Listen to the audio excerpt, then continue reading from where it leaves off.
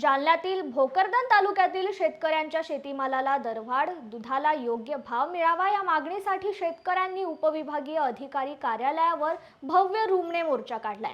रुमणे हे शेतकऱ्यांच्या कष्टाचं प्रतीक असणारं एक अवजार असून या रुमणे मोर्चाद्वारे शेतकऱ्यांनी सरकारला शेतीमालाचा आणि दुधाचा हमी भाव देण्याची जोरदार मागणी केली आहे। सरकार शेतकऱ्यांबाबत निष्क्रिय असल्याचा आरोप यावेळी उपस्थित शेतकऱ्यांनी केलाय।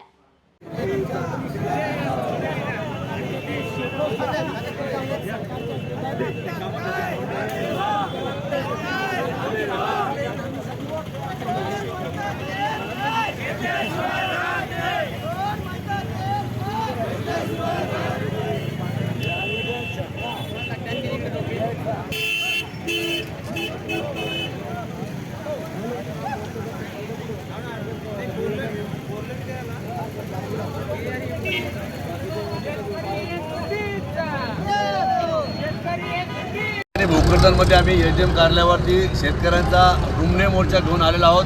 विविध संघटनांच्या माध्यमातून एल्गार पुकारलेला आहे।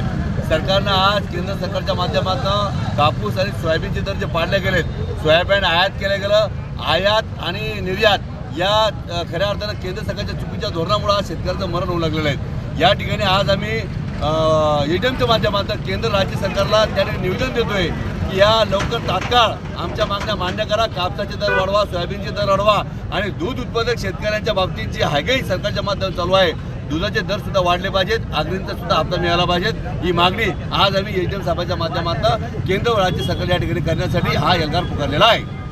ग्रामीण भागातील दुष्काळी परिस्थितीमुळे प्रामुख्याने शेतीचं उत्पन्न घटलेलं असून शेतमालाला भाव नाहीये। अशा परिस्थितीमध्ये बँकेचे कर्ज, मुलांचे शिक्षण अशा अनेक अडचणींना सामोरे जावे लागत आहे। शेतकरी रोज मरण यातना सहन करतोय।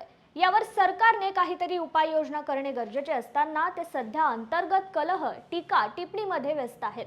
अशा परिस्थितीत शेतकऱ्यांना आत्महत्या करण्याची वेळ येऊन ठेपली आहे। त्यामुळे शेतकऱ्यांच्या समस्यांना केंद्रस्थानी ठेवून भोकरदन आणि जाफराबाद तालुक्याच्या सर्व संघटनांनी एकत्र येत हा रुमणे मोर्चा काढलाय। यावेळी तालुक्यातील शेतकऱ्यांची मोठ्या संख्येने उपस्थित होती।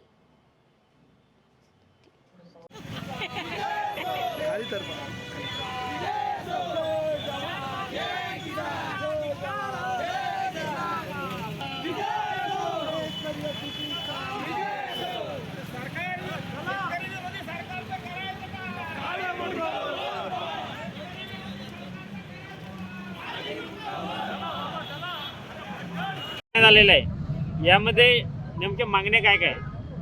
जय जवान जय किसान। या देशाचा कणा माझा शेतकरी राजा, याच्या मालाला भाव भेटला पाहिजे हा मुख्य उद्देश या शेतकरी मोर्चाचा आहे। शेतकऱ्याच्या कापसाला, शेतकऱ्याच्या सोयाबीनला, शेतकऱ्याच्या दुधाला, तसेच मागेल त्याला गोठा, मागेल त्याला विहीर ही शासनानं दिली पाहिजे। ही प्रामुख्यानं समस्त शेतकरी समाजाची मागणी आहे। तुम्ही